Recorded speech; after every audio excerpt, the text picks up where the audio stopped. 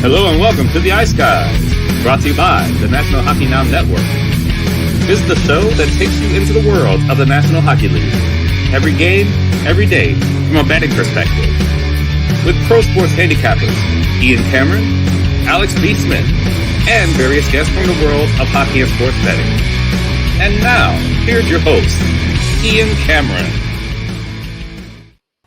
Welcome to the Ice Guys, presented by National Hockey Now, Wednesday, May the 10th. Ian Cameron and Alex B. Smith. And back on the show, joining us once again for a second time, Chad Naring, back with us from beautiful Las Vegas, Nevada, one of my favorite places. He'll be with us next Wednesday as well. So kind of our Wednesday guest, if you will, the next couple of weeks at least. Chad, good to have you back with us. How are you enjoying the Stanley Cup playoffs? I know you sent me that picture of you inside T-Mobile Arena recently for a Vegas home playoff game. I mean, the locals certainly got to be excited with what they're seeing from the Golden Knights now leading the Edmonton Oilers 2-1. A great bounce back for them in Game 3 Monday night after a bad showing in Game 2 at home. But obviously, Chad, they're excited about their Golden Knights, I would think, in your neck of the woods right now. Yeah, it's always it's a buzz here since the first year. I think with the owner on board, they're a go, go, go mentality. They ain't taking a break. They ain't slowing down. So I think they're going to go until they either get a cup or they have no draft picks left. It's going to be one of the two. But it's a lot of excitement here, and the weather's perfect. So it's pretty cool time right now here. Well, now we've been ragging on the Vegas in-arena experience personally, Alex and I, because we just feel it's getting a little stale. You know, I know the medieval times thing and what they do at the beginning of the game, and they got the light show and all that, and it was, spectacular in the very beginning. We were in awe of just how, and the presentation, if you've never seen it before, is still good. But is there that sense, Chad? I'm sure you've been to a bunch of games now. It's getting like, change it up a little bit, do something a little bit different, or is it still like you see the pregame festivities and the ceremonies, the medieval times thing they do, and it's like, it's still pretty cool after all these years? No, I agree with you. The first year, I was actually basically at every playoff game. I was back from playing, and I seen the cup given out to Ovechkin, which was super cool. But I was basically at every game, and it was awesome. The first one I was at, and I was like, this is cool. But like anything, it wears off. Just like the Toronto Maple Leaf goal song, it needs to change. Yeah, well, we've been so complaining about that for years. And they stick with Hall. Now, I personally, I'll admit this right now, I love that song. Believe it or not, Hall & Oates there, You Make My Dreams Come True. It's a great 80s pop song, and they were a great 80s band. But it's just not cut out for a goal song in an intense sport like a hockey. To have that song blaring on the sound system in the arena to pump you up. That's not. Let's get some friggin' guitar riffs going. Let's get let's get Hypnotized, Notorious B.I.G. like the Hamilton Bulldogs in my backyard have been using for their goal song. Let's get something that's really going to bring huge energy, a pump you up kind of song. That's a wonderful, 80s pop song. But it's not a song that fits with a goal being scored in an intense sport like a hockey game. Sorry. I'll say exactly what I said in the write-up of my ranking of 5 best and worst goal songs on Patreon. It's not even Hall & Oates' best song, let alone a song that's qualified for being like the celebration song for a goal. Like, you look at all the other, teams that are even just left in the playoffs, let alone the league. There's better songs, and I just don't know why they, I get it, the whole running joke of like with because I was using Step Brothers, like it was something related to that when they started throwing it in there, but it's just stale. Like everything else with the Leafs is stale. Man Eater, Private Eyes, no, I Can't Go For. There's just so many. That's a classic song. I Can't Go For That. That's probably their best song. That's an excellent song of theirs. Even what's that, Family Man? Bark is much worse than my. Like they have had you're right. There's so many better Hall & Oates songs than that one, but they ended up going to that song, but in particular.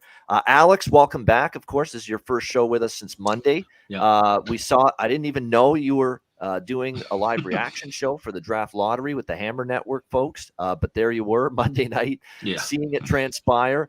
And sure enough, we actually have the reaction of Alex B. Smith on that Monday night reaction show on for the draft lottery. And what a moment it was. No question about that. And, you look at just what it means for the Blackhawks moving forward.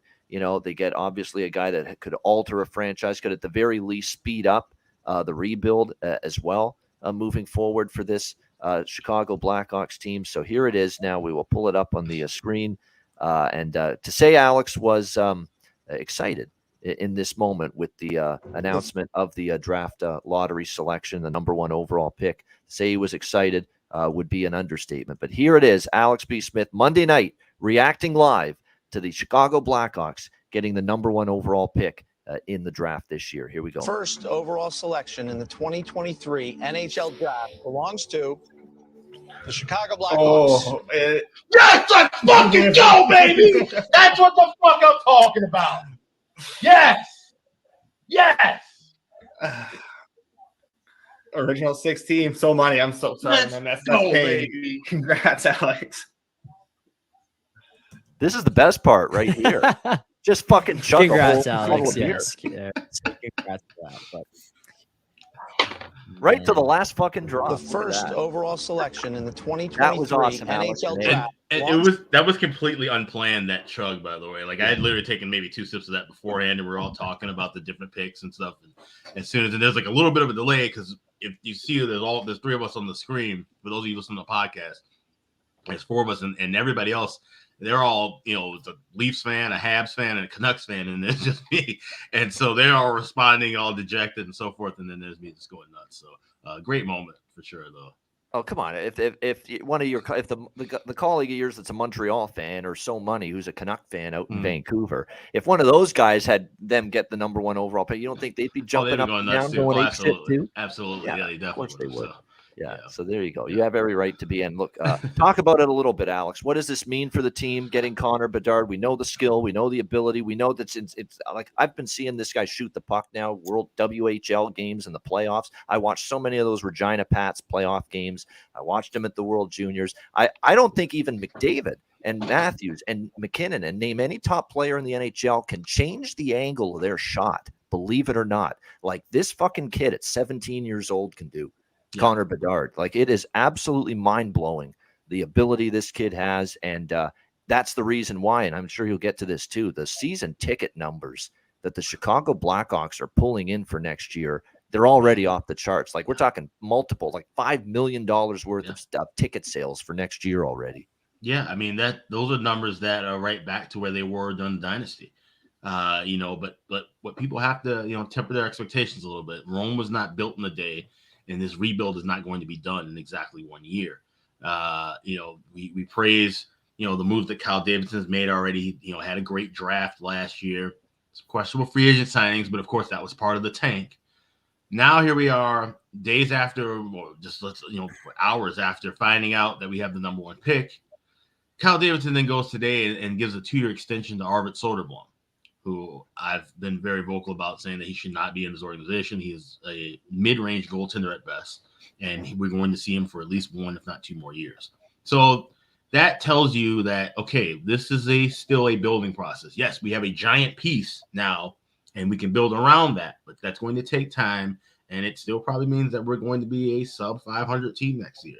We're not betting futures. I said it on the BetCast briefly. I said we're not running the bet, the Hawks win the Central or the West or the Cup right now. We're not doing that.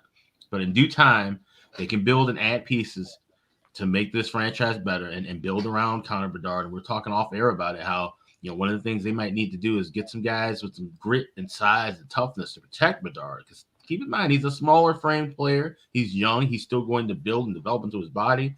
And guys are going to be gunning after him left and right because, everyone in the NHL has been hearing his name talked about more. Think about it if you're a second or third line player in the league, right? You've heard Connor Bedard's name mentioned on ESPN and TNT and the Sporting News and everywhere else more than your own. Yeah. So you think you're not going to go run after him a couple of times when you find him for the first time, let him know, hey, this is the big leagues. So they're going to have to do something to address that, and that's one of many things Kyle Davidson might have to address at the draft. You want to get more airtime than me, more newspaper print, mentions than me? Here you go, bam. Right into the boards. Absolutely. Look, he's going to be targeted. Let's be honest. And Chad, who plays pro hockey and has played pro hockey for years, can speak on that. He's the one that brought it up, pre-show before we started that, they got to get someone and some toughness, some guys that are going to be willing to stick up for Connor Bedard here in Chicago and, get a Nick Delorier, get a Ryan Reeves, get a Curtis McDermott from Colorado, who might be available because they can't keep all their defensemen. So, get someone that's going to be able to step up and protect him. So, Chad, you made a great point there with that. So talk about that. And also, how much of Bedard have you seen, gotten a chance to see, your thoughts of the player himself? And you made a great point when we were chatting off the air about that, which Alex hit on as well, the fact that he's going to need some protection here in Chicago. Yeah, first off, congrats, Alex. It's going to help out Chicago a little bit, but I think the hype's too high for this kid. I really do. He's coming into a worst team in the league, and he's coming into it again. It's going to be, I believe, the worst team in the league. They don't have a goalie. They don't have – their roster's tough. He's going to come in. He's going to bring the hype. However, he's not going to deliver, unfortunately, for the reasons. I'll give a few. He is a guy that he is dominating right now like we've never seen. I've watched All World Juniors. I've watched some of his playoff games, this and that. He doesn't have that built-in capability. So you're a credible voice to speak on that because you have seen him play a handful of times. Yes, he's elite, but he's playing against guys 19 and under, right? He's not playing against guys that are NHL caliber. When McDavid and them were playing, yes, they had stats, not as good as Bedard. However, you could tell they can fill out. Their body was ready to fill out. I think Bedard has reached where he's going to reach. I think he's going to be a good NHLer, but just all the hype for Lafreniere, he's not there. He was already built at that time in juniors. Now he's going to play against men. So now every night, and on a bad team, if he had went into Columbus, maybe he's playing with Gaudreau, Laine, Werenski's on the back end. They got a good goaltender. They got a little more build. Anaheim already has guys like Drysdale, Zegras. They have options, and they're starting to build and build and build. Even though they were bad, they have a lot of upside. Good goaltender. We're here. Unless Chicago gets him some stuff quickly, I think they're going to struggle. I think he's going to struggle. They're going to put him first line center. And who's he going to play with right now? He's playing with, I don't know. I was listening to other podcasts. Lucas today. Reichel. I was playing, and I like Lucas Reichel. Played against him a lot in Germany. Really good player. But they're not ready. They're not ready for that jump. I think they're going to be good, but I don't think they have the capability of even being close to Crosby level, McKinnon level, McDavid level, Matthews level. They're not. He's not built like that. I don't believe. That's my opinion. You have yours. And he's just like we talked about before the show. They need to get him protection right now. Like we talked about Delorier, they overpaid him in Philly, which I love when guys get overpaid. But he got overpaid to protect no one. He's a guy that they could go maybe trade for, get that money off the books. Reeves is a guy that people are scared of in the NHL. If he's around playing a little bit of ice time out there, they're not going to take a run at him because they know they have to answer the bell. It's still in there. It's little, but it's still in there in the league. And people think about that. We still think about it. When you go into certain arenas, you're dealing with someone that can throw them. We have a couple North Americans in Germany that there's Zach Sill's still playing over there. I think he's leaving this year, but you think about taking a run at a guy on his team because he's ready to go you, even though I know the guy. That guy played with the Plymouth Whalers a long time ago. And then he was in Hershey for a while, and him and Chris Newberry were the scariest guys to play against there. And then I played with Newberry in Germany, and he was still doing the same. I got ran one game. Newberry goes after the guy, knocks him out. So you still do it in every other league, but in the NHL, it still happens. But I think they need to protect him real fast. Else it's going to be ugly, and the Boo Birds will come real fast in Chicago. Well, and here's the thing, and just in regard to talking about his size and frame, if he doesn't fill out, and right now he stands at about 5'10", 185 pounds, I can think of another person who's drafted number 1 by Chicago, went on to have a Hall of Fame career. So I don't think that's going to matter too much. I mean, he's not going to get completely blurry. He's not tiny. He's not Theo Fleury sized, but I get what you're saying. Yeah, they're going to have to be able to protect him and build pieces around him and make sure that nothing happens. Yeah. Pat Kane, of course, is who you're referring to, obviously. Patty Kane's got swagger. Yeah. And he was pretty good, considering, he wasn't the biggest guy on earth, ended up having a brilliant career. So it's interesting. You know what? And it sounded like, too, and Chad says when Alex came on board and is happy, obviously, that they got the number 1 pick in Bedard. I could tell Chad was not having any of it here, and any Blackhawk fans saying we're going to the playoffs. And Alex isn't even saying that. Yeah. Chad's ready to say, "Are you nuts, man? You think you're going to the playoffs next year?" But Alex is a reasonable thinking. Yeah, Chicago Blackhawks fan. He always has been. One great player will not make an entire team, and they have one great player now, but they got to build everything else around. Yeah, there's no doubt. And keep in mind too, if they do it properly, I just seen their draft picks. I think they got 5 first and second rounders next year, and 5 first, second rounders next year. So if they use those properly, like Pittsburgh used them on Fleury, Malkin, all these guys, and then you know what I'm saying? Like they got all these Letang, they got all these built around them. Right, and that's the thing. Yeah, and that's your target. You want to draft. Don't go grab another Evgeny Malkin necessarily. Grab a Brian Rust, a Brian Dumoulin, Evan Rodriguez. Get those gritty role players, those good second, third, fourth line guys that you can plug in and play, and they can play both ways. Now you have that elite superstar at the top, right, or projected to be elite superstar. Now you build from the bottom up. You get those fourth line guys and free agents who can protect the team. You get the second and third line guys who can play just as well defensively as they can offensively. You get your top blue liners. I mean, we stuck with Seth Jones, but you build with what you have with the 5 other spots, and then get some good goaltending, which we're waiting for Drew Commesso. Jackson Stauber is a project and waiting, who might be the backup for this year. I guess we're with Arvid Soderblom. If he's our opening night starter, that's going to be awful. But that's it is what it is. Like I said, this is going to take a while. Okay, and Hawks fans have to be realistic about it. Alex ain't having it with Arvid Soderblom today on this show. And we could be looking at him obviously being the starting goalie in October for this team. But that'll be interesting to see. Let's be honest. Connor Bedard, in terms of immediate success, in terms of team success, he's set up much better if Anaheim had gotten that number 1. Oh, absolutely. Pick. There's no doubt. Sure. Zegras and Terry, McTavish, you got Drysdale on the blue line. I mean, that's already a core right there that the Anaheim Ducks are building around. And then you add Bedard to that. I mean, it actually would have been kind of scary to see them up front next year, Anaheim, if Bedard ended up going there. Now with Chicago, I mean, you're wondering who Kurashev, if he can finally live up to billing, Lucas Reichel, Tyler Johnson, even though now he's on the back home stretch of his career, like who the hell is going to be that wingman now for Bedard here in Chicago? There's just a dearth of options, unfortunately. And here's the thing: when you look at Anaheim, they got the number 2 spot. So you put Fantilli with that group right now. Yeah, they're a goaltending upgrade away from being a legitimate wild card contender.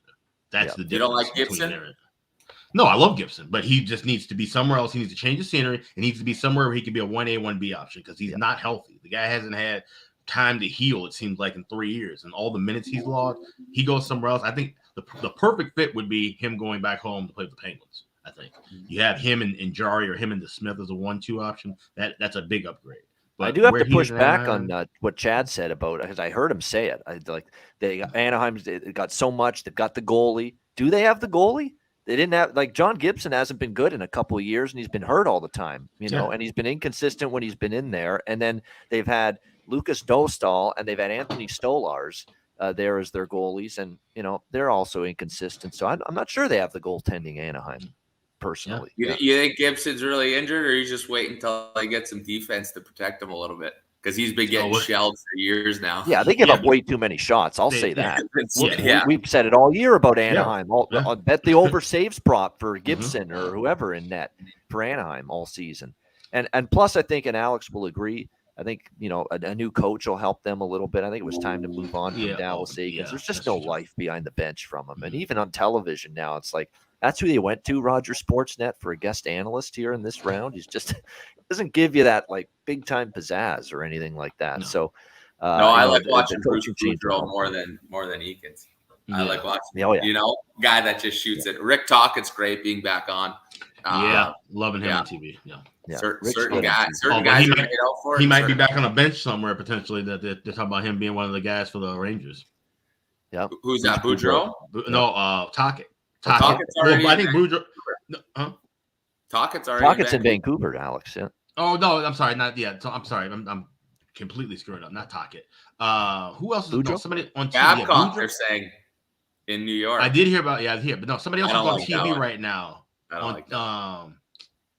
I just saw it like literally like before we went on air. But there's another guy who they're talking about that's already on TV that they're saying that I've heard a bunch of names. I've heard Quinville's name mentioned again now in New York too. But there's somebody who's on TV not right now doing the playoff coverage that they're talking about. Why don't they give Knobloch the fucking upgrade? Like, from Hartford, the Wolfpack there. Yeah.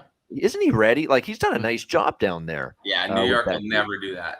New York only signs veterans. Yeah, they want a splash. They want a name. Yeah, they want to name people recognize. But New York took a shot with Quinn. Yeah. So that was a shocker. A quiet hire. That was thank you, Messier, of course. Mark Messier. Oh yes, I did hear that, Messier. Yeah. I don't buy that. I mean, after all these years now, he's suddenly going to be an NHL head coach. I mean, we know he can lead in terms of a speech and leadership. Yeah. Oh, he's got that in spades, obviously. But X's and O's and making line changes and making adjustments. We don't know how good he he's has zero coaching. Like he hasn't coached at all, right? Like no like assistant coaching in minors or juniors or anything. Like if you want a great speaker and a great guy to lead and give you an inspiring, inspirational pregame speech, Mark Messier is your guy. But not much. No coaching experience. So I don't know how well that would go over, but it'll be interesting because you're right. I have heard that, Alex. Mark Messier's name is in the mix. I want to see, like I say, Knobloch get it for Chris Knobloch. It is the coach right now. I believe that's his name, Chris Knobloch for the Hartford. Not Chuck Knobloch. Not Chuck. Not the not Chuck Knobloch. Yeah, Chris Knobloch is his name. Yeah, he's the current head coach of the AHL affiliate of the Rangers, the Hartford Wolfpack, a team that actually Chad was with for a period of time there many years ago. But he's done a great job down there. He knows obviously a lot of the players that have recently been called up to the Rangers, and sometimes these AHL to NHL call. Look at Jay Woodcroft. Look at the great job he's done in Edmonton, getting the promotion from the AHL. John Cooper, same thing. He got the promotion from the ECHL, the AHL, and the NHL. And next thing you know, 3 Stanley Cup finals and 2 cups later. Look at him there in Tampa Bay. So, it's nice to get that opportunity. And I think more teams should explore that. The guy that's doing a hell of a job in the minors with the affiliate, with the farm team, give him a shot. I just said the chat, our guy, John Massey, that's who I nominate for Rangers head coach. Yeah. I agree. I like some of the new fire that comes in. It's new. It's the younger NHL, and you're teaching these kids. You're usually teaching most of them in the AHL. Like I think Calgary, their AHL got coach of the year, their number 1 team. Like put him in there, right? You're gonna get him at a little bit of a bargain. I know some of these teams don't care, but you're already paying Sutter $8 more million for the next couple of years. So get their guy called up cheap and get that new face in there. I mean, it's working out. The recycled coaches is hilarious to me. I think you overpay them, and then they're usually out after a year or two because they stuck in their ways. And obviously, I've heard nothing but great things about Gallant, but obviously didn't work in New York. Stuck in his ways, failure to adjust is what we were if your top guys at $10 million a year aren't performing, there's no other way you got to fire someone, and you're not firing that $10 million guy. Yep, that's right. It always is the head man, that's going to end up getting the axe at the end of the day. All right, let's go to the Stanley Cup playoffs. Last night we had 2 games, and really they were very simple games to, not simple games to figure out. But I was a little, suspect with Carolina being able to bounce back the way they did, but I stuck to it. I said I do like at the price that was being offered. It got to as high as plus 150, with Carolina pregame. And even the first period got to plus 125, plus 130. And I said, I got to take Carolina first period full game split at that price. Even though they lost game 3, New Jersey had some momentum. I figured this Carolina team, Brind'Amour said it's the worst we've played, especially defensively, the 8 goals they allowed in game 3, that they would have a response. And boy, did they ever. 6-1 victory over the New Jersey Devils last night. They actually didn't start well. They were running around early in that game. Devils scored the first goal. Jack Hughes got them on the board first. But then New Carolina got the tying goal late in the first, and they settled the game right down from there, and they took over, and then it was just an onslaught in the second period, and Carolina gets the 6-1 win, and now a 3-1 lead in the series with a chance to close it out at home in Game 5. Natchez, Aho, excellent for the Hurricanes last night. The defensive game, after a little bit of a jittery, shaky start, They settled down. They shut down the Devils. And New Jersey was just awful with their puck management, giveaways, turnovers, way too loose, way too casual with the puck, and in their own zone, way too casual and loose, and kind of hung Vanacek out to dry. Although Vanacek probably could have made a save or two on a couple of those anyway, but he was more let down by the play in front of him, which was just awful for New Jersey, especially in that second period. And now the Devils backs against the wall, down 3-1, and it's not looking good for El Diablo, Alex.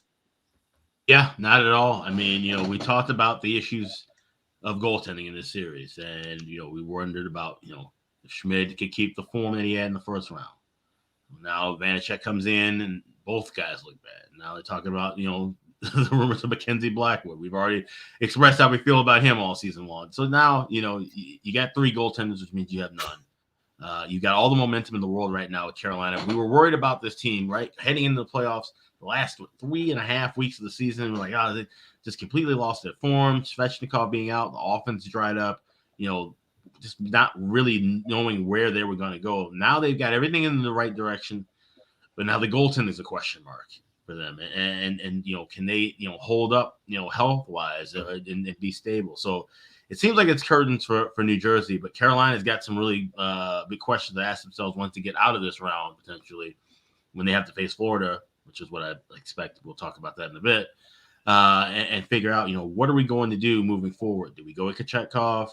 Can we stick with Anderson? Will Ranta be healthy enough to even come back and back up either one of those guys moving forward? So that's the biggest X factor for Carolina moving forward. But I think New Jersey, it's been a great season. Hell of a run early after trying to call out for firing Lindy Ruff, and now he's a Jack Adams finalist. He had a great run. Try to get next year. There you go. Yeah, it's looking trouble. This is a team that, against the veteran group that the Carolina Hurricanes have, it seems like a tough road to try to win 3 in a row against this Hurricanes team right now. And another thing, too, about last night's game, another over, by the way, in this series. That's now 4 games, 4 overs in this Hurricanes-Devils series. I was on it. Alex was on it. So great to see the over come through once again in last night's game. It was a great betting night, by the way, and the betcast was phenomenal. We thank everybody for joining us on another live betcast last night. We cashed it. We'll get to it in the next game. That next game, we were raking in the dough and the cash with the live bets in that Dallas-Seattle game. So we'll mention that in just a minute. But Chad, what did you think of that game? Carolina regaining control of the series last night. Well, this team continues to shock me, to be honest. I mean, like I said, with the scoring touch that they've lost, it's actually incredible what they're doing, and they're just taking over. And it's Puckanyemi, Martinuk. Look at these guys that have stepped up. It's unreal. I don't even know what to say regarding that.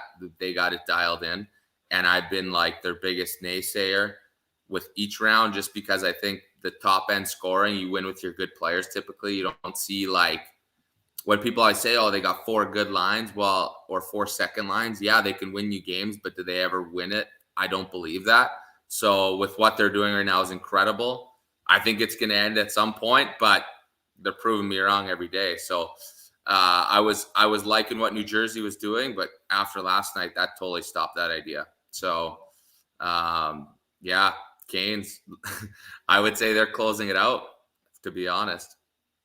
I mean, right now, it looks that way, and it could be as early as Game 5. Although we will point out, and I think Alex did on the betcast last night too, that the Islanders did win Game 5 in Carolina in the first round, and Carolina had to go back to UBS Arena and close out that series in Game 6. So maybe New Jersey does have another response in them, and now they're on the receiving end of a blowout loss. And look, if you've been betting on the team that got blown out in the previous game here in this second round, man, you've been raking in the dough. You have been cashing left and right. Look at the way it's gone, guys. Think about it. Vegas blown out, right? Game 2 by Edmonton. What do they do in Game 3? They blow out Edmonton, return the favor. Carolina blown out in Game 3 in New Jersey. Carolina returns the favor. There's just been countless examples. Seattle, ripping apart Dallas, and we'll get to that game now. Dallas responds in kind last night. Like, if you're betting a team off not only a loss, but like a multiple goal loss, like you lost by 3 or 4 or 5, that's been the betting angle in this round, and it's been cashing in repeatedly. So maybe because of that angle in play again, Game 5 in Carolina. Maybe because of that, New Jersey maybe does have a puncher's chance, but still, I mean, they're going to have to play a whole lot better. And have they lost faith in their goaltending as well? You wonder about that at the moment too. And getting to Dallas, Seattle, Dallas, great bounce back against the Seattle Kraken, a 6-3 victory last night over the Kraken. It was the performance I pretty much expected. I said Dallas is still very much alive in this series, even though they're down 2-1. We saw them down 2-1 in the first round against Minnesota. They won the next 3 games. And last night, it was a great night for all their big guns stepped up. And Robertson still, though, is the one that, I still like to see a little bit more from Jason Robertson. But Jamie Benn was solid. Sagan had a good game. Rope Hintz he was all over the place. Rope Hintz had a goal and an assist, and he was in some scrums after the whistle. So I like the way he went to the tough areas of the ice to score some of those goals last night. So it was good to see that. Dallas had a collective answer. Their defensive game was, for the most part, a lot better. Jake Ottinger had his patented bounce-back game. A lot of the 3 goals that beat him, I don't think he could have done much about them. So Dallas evens up the series, which is what we were expecting. And from a betting standpoint, man, was that game ever good. I had Dallas first period puck line, Dallas money line, Dallas over the total for the full game. They all cashed. After a low-scoring first period, which we saw in Game 3 as well, we all jumped on the betcast on over 1.5 in the second period. Both teams to score plus 200 in the second period.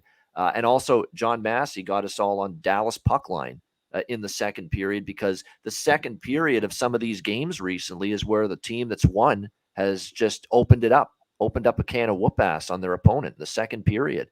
It's happened a lot here in recent games here in the second round series, and it happened again. Dallas, that second period is what led them to victory last night. They opened it up on Seattle. What did they lead? 5-1 going into the third period. So that's the period that won them that hockey game last night. So 2-2 series tied with Dallas and Seattle. And I want to mention about McCann returning. Heiskanen, of course, returned. He played with the face shield on. And, of course, Jared McCann's first game back in a long time. To me, he didn't look 100%.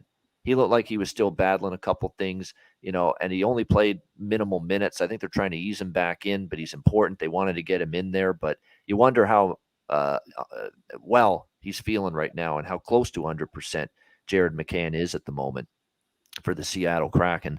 Alex, Dallas evening up the series, pretty much what we thought would happen did happen. Yeah. I mean, like I said, I told everybody don't panic after Game 3.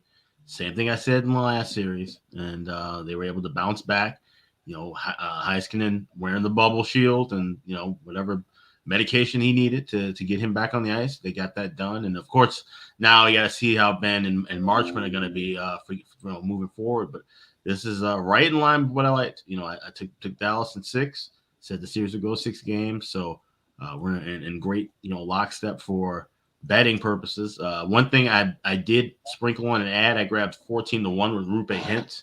After having that big performance, I think he might be the second clubhouse leader behind Jake Ottinger as far as opportunities to win the Conn Smythe, because Jason Robertson, we just still haven't been able to see him be consistent yet, which is still one of those things like, okay, well, they get through the series. Now maybe he can blossom in the conference finals. There's more time to wait now, and that would be huge. If he can explode the conference finals and the cup finals when it matters most, now having a ticket on him, if you didn't grab a ticket with him at 12-1 or 13-1 earlier, maybe look to sprinkle at him now at 25-1, because all he needs really is 2 or 3 good games to get right back in that conversation. If he gets a hat trick in Game 6 of this series to clinch it, that's going to be cut right down to about 15 or even 12-1. So, that's the way you got to play that Conn Smythe market, which I really love, right? Like I've dabbled in it more the last couple of years, because it's a great way to, semi-play that series bet or that, conference future or cup future, rather than getting into a bad number after something has happened. So you can kind of read and react with that market. And I think that's a good barometer to use. I think more gamblers should utilize that. I know we've done that so far this year. I've had a few Conn Smythe tickets, and all of them are still live except for 2. So it's a good thing to look into.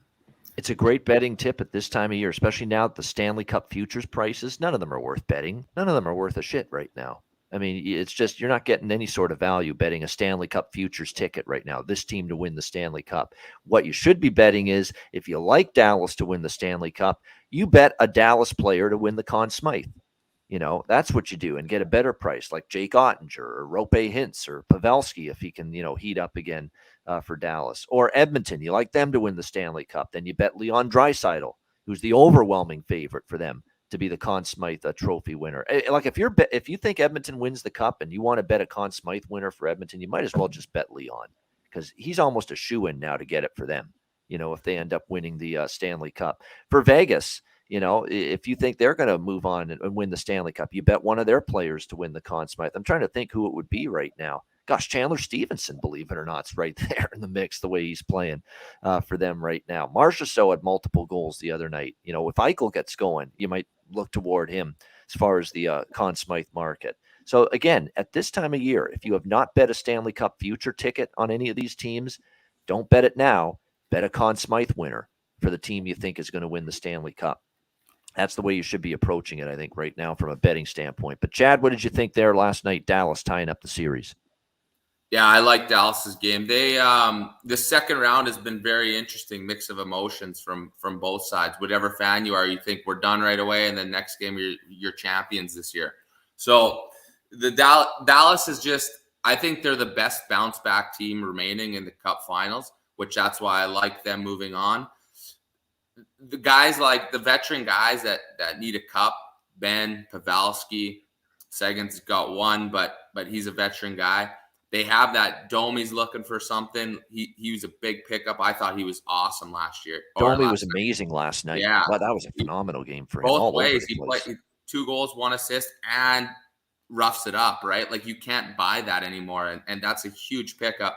The Donoff has been good for them. I just think with them overall, as long as Heiskanen stays healthy and Ottinger stays healthy, I like them a lot. Heiskanen played 31 minutes last night. Like, why does that happen last in a regulation game? It's insanity right now. And Ottinger back to his form. They're comparing him to Carey Price right now. Like, if they keep going with what they're doing with those veterans up front, they're scary. And I think that game 3 just kicked them in the face a little, and they said, okay, let's just take over now. So I like them, like Alex says, in 6 because I can't see them losing again. Yeah, this could be Minnesota part 2. Now, this is a better opponent, I think, Seattle a little bit, but I still think they're very capable going back home, winning in Dallas. And if they need to close out a game on the road, they've shown they can do that. Dallas, obviously, and Minnesota in the first round. All right, before we get into tonight's games, we've got Toronto, Florida, game 4, do or die for the Leafs. Could they actually, less than a week after their team knocked off the Lightning, won the first round series in 19 years, and here we are a week later, we're talking about they might get swept here in the second round. Are you shitting me? Only the Leafs. Only the Leafs. But we'll talk about them as well as Vegas, Edmonton, a big game 4 there as well in just a moment, right after we hear from Gramco. Support for the Ice Guys is brought to you by Gramco. Whether you or your team's game is on the field, screen, racetrack, court, or the ice, Gramco is for the game. Grown by farmers who spent years developing premium hemp genetics, Gramco provides customers with consistent quality Delta-8 THC products ready for any occasion. Gramco currently offers numerous Delta-8 products, including vape cartridges, disposable vapes, pre-rolls, gummies, wake and bake coffee, and more. Gramco offers an enjoyable, legal high delivered discreetly and directly to you. Gramco is also available at many American retailers as well. You can get the best Delta-8 cannabis products on the market shipped quickly and discreetly from Gramco. And if you visit www.thegramco.com, use promo code ICEGUYS, you will get 20% off of every order, and any order that's on the site over $50 will be shipped free with standard shipping. So live elevated with Gramco and check out their wonderful Delta-8 products today.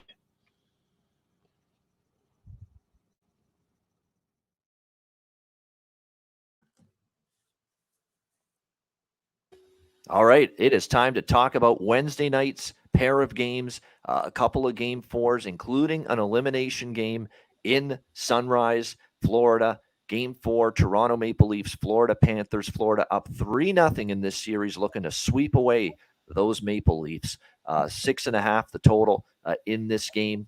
Look, the last 2 games, what have I recommended on this show? Toronto in the first period. And we've come through with Toronto in the first period in each of these last 2 games. I'm right back to it tonight. Same bet. And only that, just like the last 2 games as well. Because do I trust this team for a full 60 minutes right now? Fuck no. No way. But do I trust them with their backs against? Now, the backs were against the wall in game 3. They truly are tonight, because you lose tonight, your season's over. The one thing they've been good at is being ready off the opening puck drop, this Leafs team. And I expect nothing less or nothing different from them tonight in a game they've got to win, or else they're going home and the season's over. So I'm going to go back to the -0.5 plus 175 Toronto Maple Leafs first period puck line. It's paid me the last 2 games, and I'm hoping it does once again tonight. Get that strong start. I have no issues that Joseph Woll is going to be in net with Ilya Samsonov's not ready to return following the collision he had with his teammate Luke Shen in game 3. Joseph Woll is calm. He's poised. He's played great since being up with the Leafs for the most part, but at least very good in most games. And I think he's got the right demeanor to at least give his team a chance to at least win this game. But I don't trust them for 60 minutes. I don't, because we've seen this repeatedly. They'll start strong. They'll come out firing, but they'll make those critical mistakes. They'll have that lack of push from their big 4, Matthews, Marner, Nylander, and Tavares. And over the course of 60 minutes, something is going to end up costing them, like it has the last 2 games. So I like Toronto again in the first period for the 3rd straight game, and hopefully we cash with it for the 3rd straight time. Leafs -0.5 plus 175 first period puck line. Every game's gone under in this series, 4-0 to the under. So this has been the opposite of the Seattle-Dallas series and the Carolina-New Jersey series. Those 2 series, every game's gone over. Every game in this series has gone under the total. I have a feeling tonight it could change, but I'm going to focus more on the 3rd period over, as I always do here in an elimination game. That is what I'm going to end up targeting. And as usual, I'm going to turn to Bet Rivers for the 3rd period over bet, because that's pretty much the book where I've noticed since the start of the playoffs has had some of the best lines, the best prices with these 3rd period overs. So that's exactly where I'm going to go with it. And right now, if you go to Bet Rivers, you will find that the 3rd period over in this game is over 2 -150 is what we're looking at there. And it's as good as you can find, because every other book, MGM, some other books, it's over 2. And I'm seeing the over 2 as high as -175, in some books. So we'll go with over 2 -150 in the 3rd period here for the Panthers and Leafs, as well as Leafs puck line -0.5 plus 175 in the first period. I'll get to props in a moment. Alex, game 4, Leafs Panthers. I already think I know you're expecting the sweep. Yeah. This one's over. But we did take another little measure for security. So we got a full unit on Panthers plus 105. We got that yesterday. The Leafs body language at the end of the 3rd period, going to overtime and coming out of overtime, told the whole story. They're done. They're mentally done. They're checked out. The other thing I like is I did take a small insurance shot with Florida to win series 4-1 at plus 325. There's an odd chance that Toronto shows some life and some fight and wins this game, which would be even more crushing, because then they go home and get beaten. Hopefully the people of Toronto don't lose their minds. I kind of alluded to that yesterday at the Betcast. That could be a perfect storm kind of scenario. So hopefully we don't even get that far. Hopefully we cash with this Panthers to win tonight. And also that 3rd period over, I'm going with the over 2.5 at plus 105. I think this will definitely be one of those where we could see Toronto's down even 2-3 goals. They're going to continue to pull the goalie, right? Like, this is going to be if this could get out of hand, like if they're down 4-2 with 5 minutes left and they pull the goalie and it's 5-2, and they still might just leave the goaltender out in the 60. So we might see that before. Sheldon has done that before too. So that's why looking at the full game over is definitely something that you want to keep in mind. But I think you might be able to get at least a better plus price on 6.5 or a 5.5 waiting in game. So that's something I would be looking to do. But I think we should be able to get that full game over if this is a Maple Leafs deficit late into the 3rd. They're just going to keep pulling the goalie, and Florida might just keep finding the back of the net. All right, there we go. So like in Florida, money line here, plus 100, plus 105 when Alex got it to complete the sweep, and like in the 3rd period over. But he's going to be looking for that plus price, over 2.5, plus 105. I'm being a little more cautious with it. I'm laying the juice to get the 2. But it wouldn't surprise me if that doesn't come into play and we get 3 goals at least here in the 3rd period. Chad, is this over tonight? For this Leaf team? What do you think? Toronto, Florida, Game 4. No chance. Toronto, like you said, I think a hot start. I think they'll start really hot. But I think they're going to keep rolling this game. They're going to take over. They had lots of time. They had 2 days between the games. So after the last loss, maybe the guys hit the beach on their day off, maybe had a few beers in the afternoon and realized we can start partying in June and we're going to go on a little run here. And I know it doesn't sound good with a different goal. Or they could say, hey, we can start partying in 24 hours from now. Yeah. Yeah, I think they're going to change. I think it's over because they know it's going to blow up in Toronto if this happens. If they lose now, it's done in Toronto. GM, coach, if they really like it there, GM, coach, probably 1 or 2 of the top 4 will go. It's going to be a big open up because if this is their final, got to shake it up. Yeah. They have to. And if this is their biggest go at it, and if they think this was their go and it didn't work, like what are they going to do? They're going to get rid of a few guys, try to keep building, but it's going to be a whole new management system. They need now who they're going to get. They got Matt Murray coming back for 4.6 next year, but he's getting paid 8. So like, what are they going to give him away to Chicago for another first rounder? Like, right? Like it's going to be. I think they're going to push. Chicago might be dumb enough to take him, actually, to be quite honest with you. And a first, I would. Possibly. I would. They get another first from Toronto. But no, I think Toronto's going to roll tonight. And I think Joseph Woll is going to – this is his coming out party, I believe. He's never had the chance. He kind of just goes in when they go sign these guys who they think they have. This is a young guy that they created, they developed. And he's finally the starter. He's never been the starter. And he has good numbers when he starts. He came in and looked solid. But I think it's a big difference. Like we'll talk on the Aiden Hill coming in to start tonight. That's a big one as well. I think Woll is going to take this. This is his chance, and he's going to roll. I like Toronto a lot.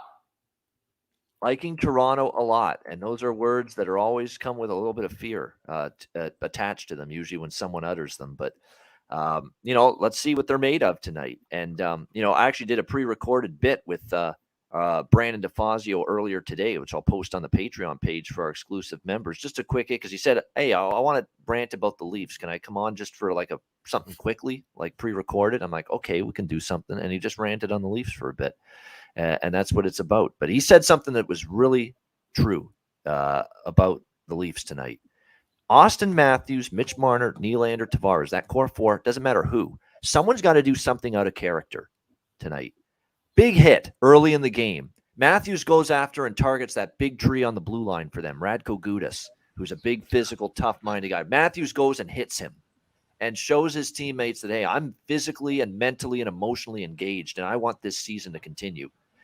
Matthews, be physical. Marner, it's not his game, but try to lay the body on somebody. Try to do something that you're not comfortable with, but God damn it, your season's on the line.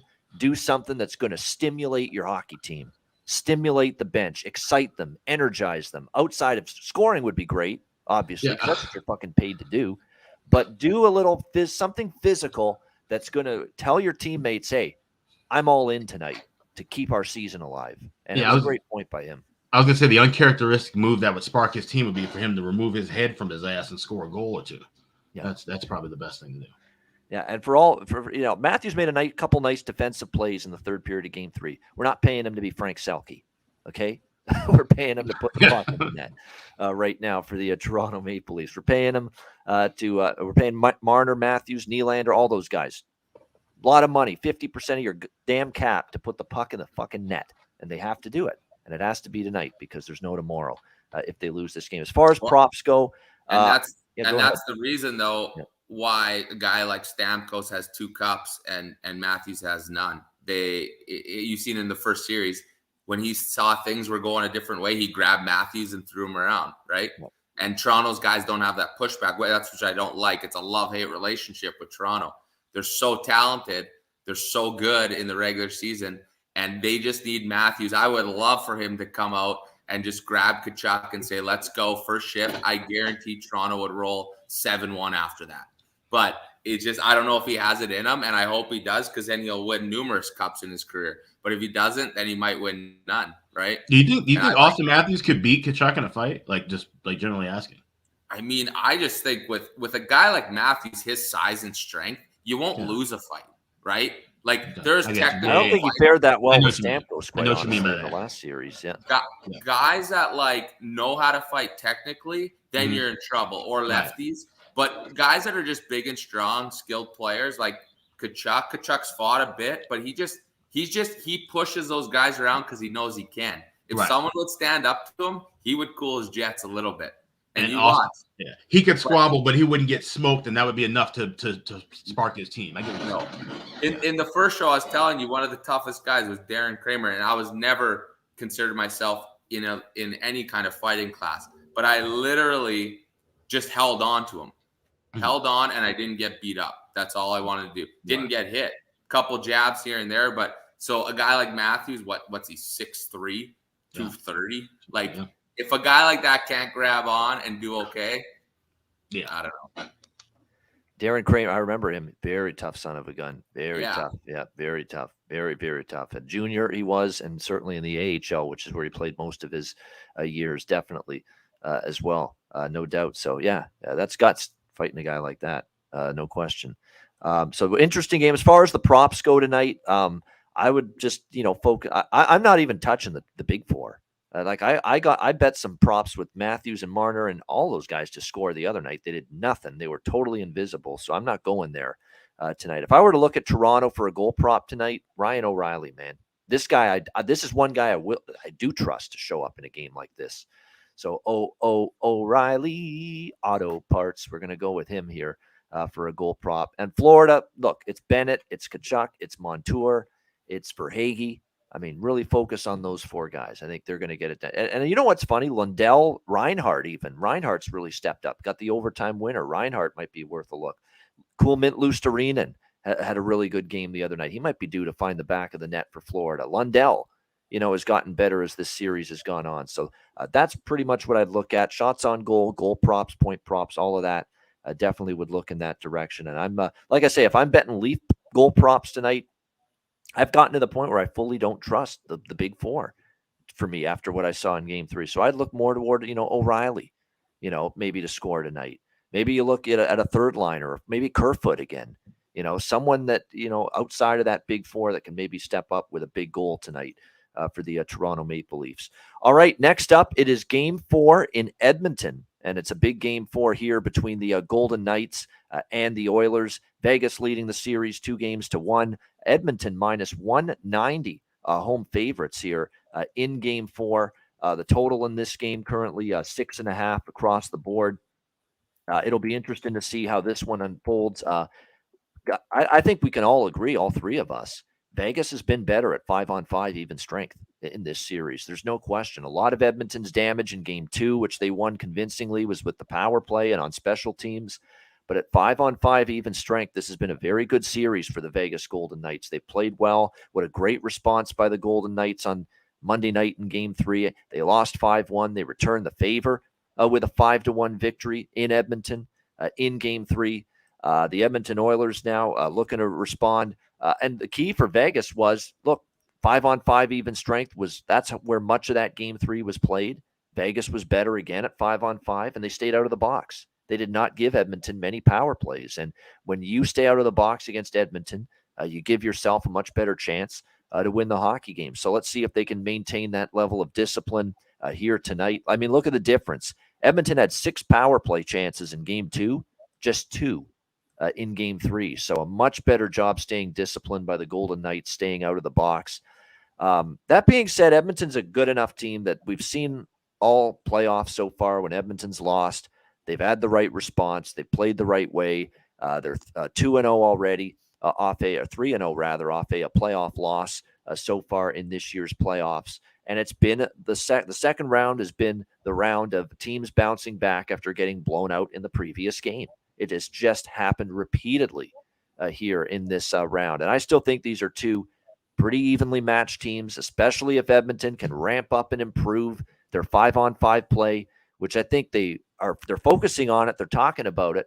Let's see if they can do it. Vegas does have 4 lines where they're interchangeable. 1 through 4, they've got 4 really solid lines. I mean, even Nicholas Waugh, and Chad can speak to this. He's right in their backyard, sees the Golden Knights all the time. Nicholas Waugh on their 4th line scores a goal the other night. You know, they got Mark Stone down on the 3rd line. Chandler Stevenson on the 3rd line. They've been big-time players. It's not just Eichel and Marchessault and William Karlsson, the top 6. You know, the 3rd and 4th line's been impactful. 1 through 6, Pietrangelo, Martinez, Theodore, Whitecloud. What a blue line.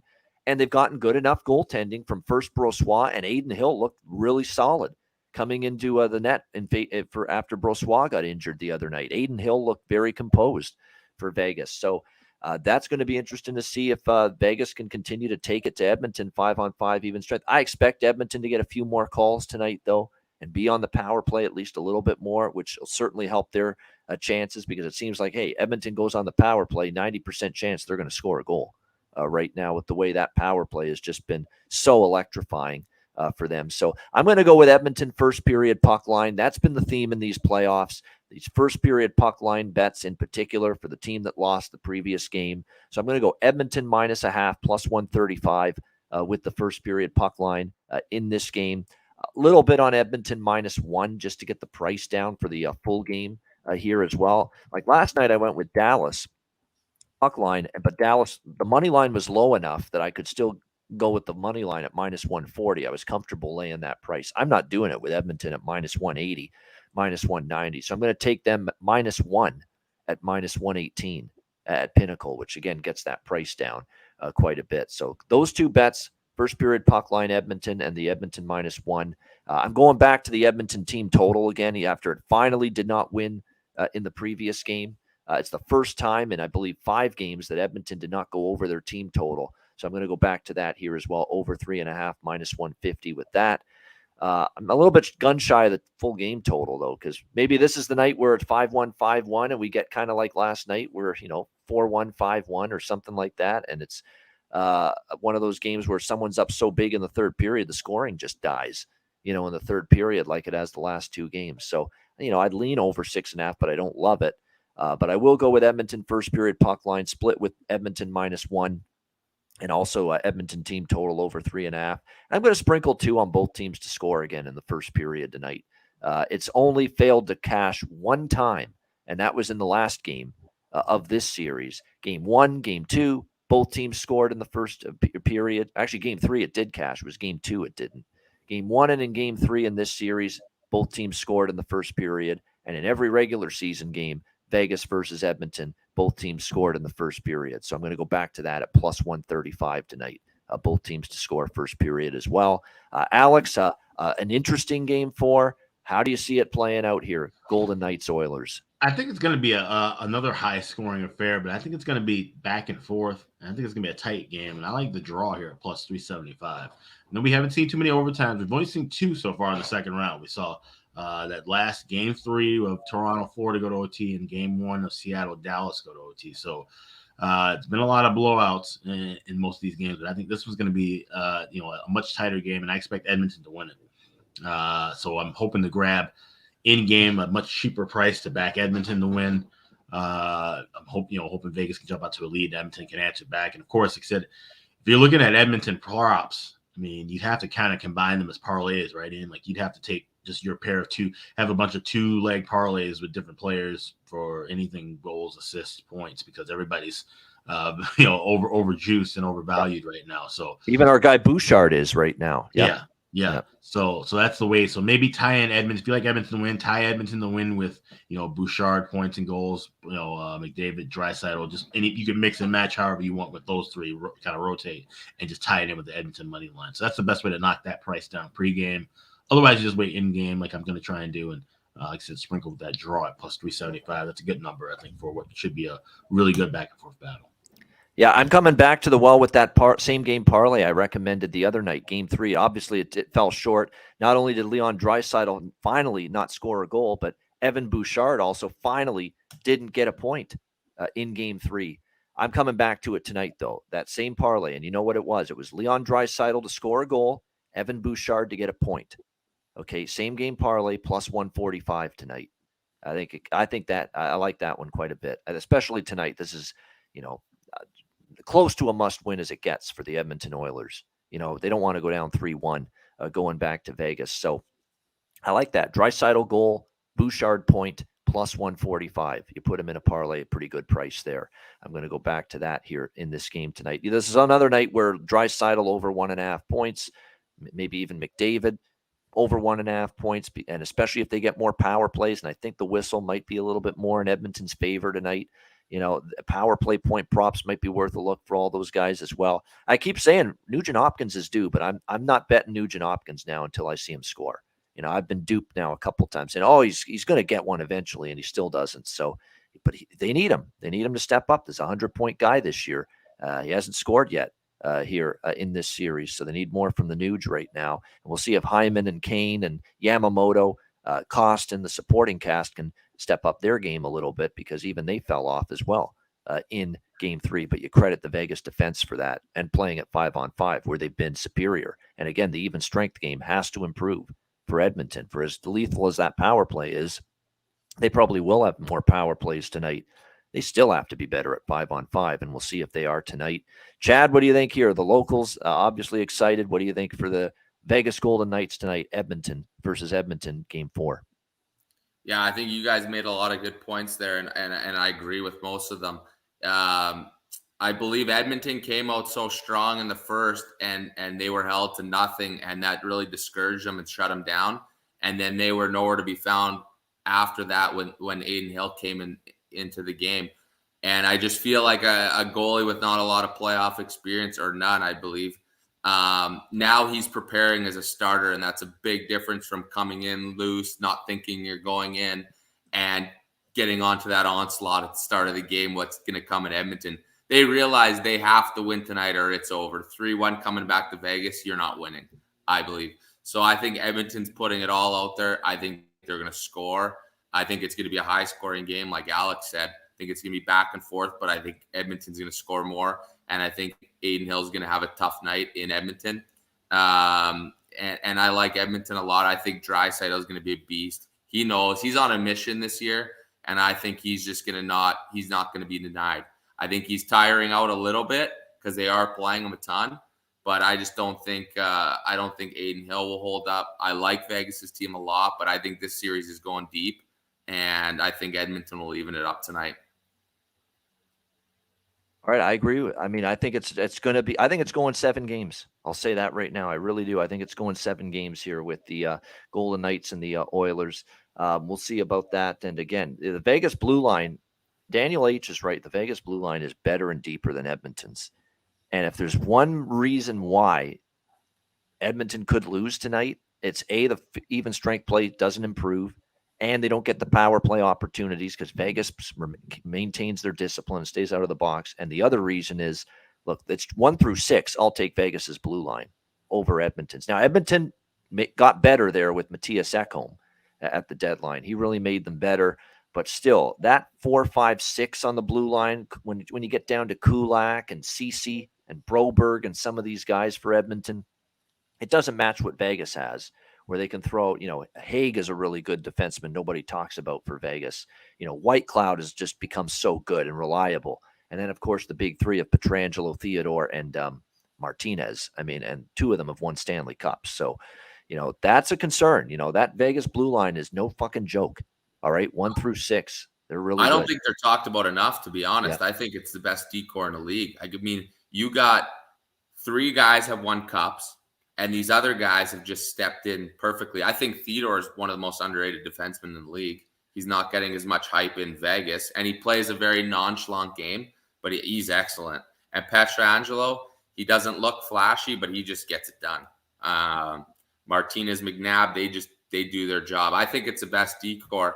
I just think Edmonton's just going to fly, but you're right. They're underappreciated as a decor. They're deep. Yeah, exactly. They are. There's no question. And like I say, even a Nicholas Haig, nobody bats an eye when they mention Nick Haig. And I like his game. I like he's physical. He doesn't really have too many defensive lapses or mistakes in his own zone. Braden McNabb, another physical force. with that Vegas blue line. So, yeah, that's a really good blue line. There's no question. For Vegas props, you can look at Marchessault, Eichel, the big guns, but I always think there's great value because of their depth to look down the lineup with their goal props.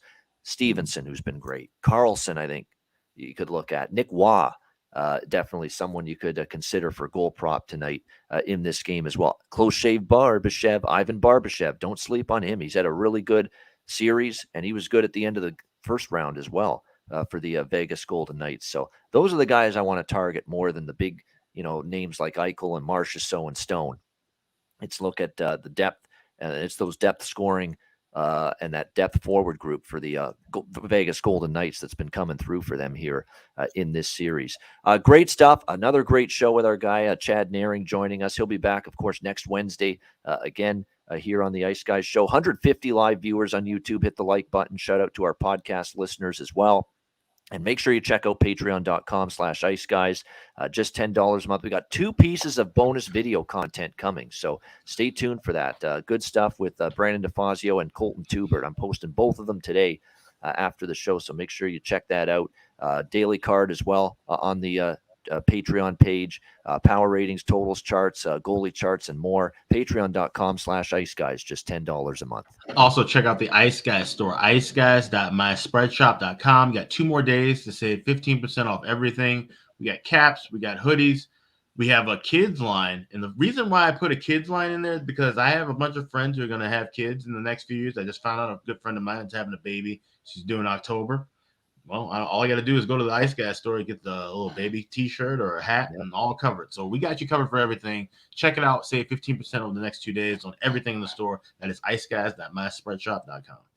There you go. Good stuff. All right, check it out. Ice Guys store, iceguys.myspreadshop.com. We're back to wrap it up with best bets right after we hear from Manscaped. Support for the Ice Guys is brought to you by Manscaped, who is the best in men's below-the-waist grooming. Their products are precision-engineered tools for your family jewels. Manscaped's Performance Package, the ultimate men's hygiene bundle. Join over 7 million men worldwide who trust Manscaped with this exclusive offer for you, 20% off and free worldwide shipping with the promo code ICEGUYS. That's promo code ICEGUYS at manscaped.com. If my math is correct, it's about 14 million balls that you can preserve. The Performance Package 4.0 is the complete accessory package to take care of everything that is required. You've got, of course, the Lawnmower 4.0. Takes care of your facial hair and among other things. You've got, of course, the Weed Whacker. I'm approaching 40. Nose hair has become a major issue. It pisses the hell out of me. I need to take care of that shit, and the Weed Whacker can help you do that. Both of these products, waterproof and a 4000K LED spotlight for a more precise shave. And you'll also be able to take care of those delicate areas with the ball toner, with the ball deodorant, keep you smelling good, looking good, and feeling good down in the nether regions. This complete Performance Package 4.0 will take care of everything for you, for all you guys out there, and it's courtesy of our good friends at manscaped.com. So get 20% off and free shipping with the promo code ICEGUYS at manscaped.com. That's 20% off with free shipping at manscaped.com. And use promo code ICEGUYS. Unlock your confidence and always use the right tools for the job with Manscaped.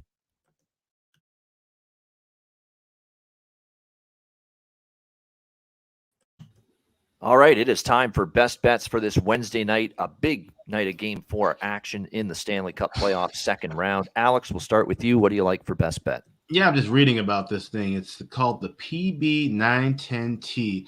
It has a 79.9 cc engine and a top speed of 220 miles an hour. You're probably wondering, Alex, how high are you right now? What the fuck are you talking about? I'm talking about leaf blowers, and that's what we're going to see on the ice with the Game 4. Florida Panthers.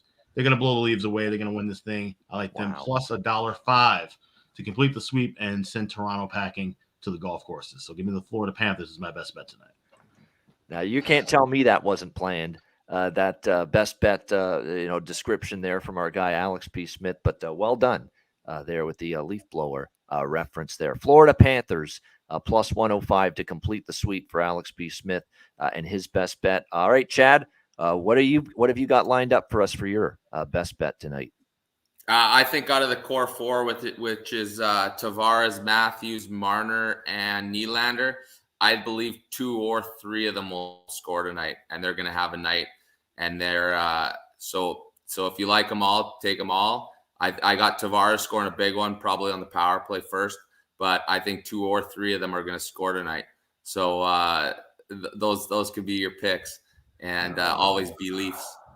Oh man, Chad, why you got to do that? I did that the other night and paid the fucking price for it. Got nothing. Got zipped from any of them. Now tonight's going to be the night. Now tonight's going to be the night. Wow, you got balls, you got guts. You should have Manscaped too, by the way. But yeah, you should. But yeah, that's like I say, I'm done. I've got to see it from this group. I've got to see it from this collective top 4. But you got the guts to go with that. So Chad says sprinkle on maybe Matthews, Marner, Nylander, Tavares, and you like Toronto, of course, to extend the series and get to Game 5. So there you go. Chad is all in on the Leafs, which is a fucking scary proposition if you ask me. But he's in on it nevertheless. Leafs tonight against the Florida Panthers. I'm in on the Edmonton Oilers, man, especially early. These first period looks have been phenomenal. They've been getting the job done, especially these teams off a really bad blowout loss in the previous game. And that's the motive we're going with here tonight. Give me the Edmonton Oilers -0.5 +135 in the first period to have a good start and the lead after the first 20 minutes in a game they pretty much close to have here on home ice. So Edmonton, first period puck line, -0.5 +135 for my best bet. All right, that'll wrap up this edition of the Ice Guys. Thanks to everyone in the chat for joining us. Hit the like button on the way out. A reminder, the Ice Guys is live 7 days a week, Monday to Friday, 2 p.m. Eastern, and Saturday and Sunday at noon Eastern. If you can't watch the show live, download the Ice Guys podcast in audio form on all major podcast platforms: Google Podcasts, Apple Podcasts, Spotify, Stitcher, iHeartRadio, Amazon Music, and more. Download the Ice Guys podcast when you can't watch the show live. For Alex B. Smith and our guest Chad Naring, who'll be back with us next Wednesday as well, I'm Ian Cameron. Have a great Wednesday night. Enjoy the games and good luck, and we'll talk to you tomorrow on Thursday for another edition of the Ice Guys presented by National Hockey Now.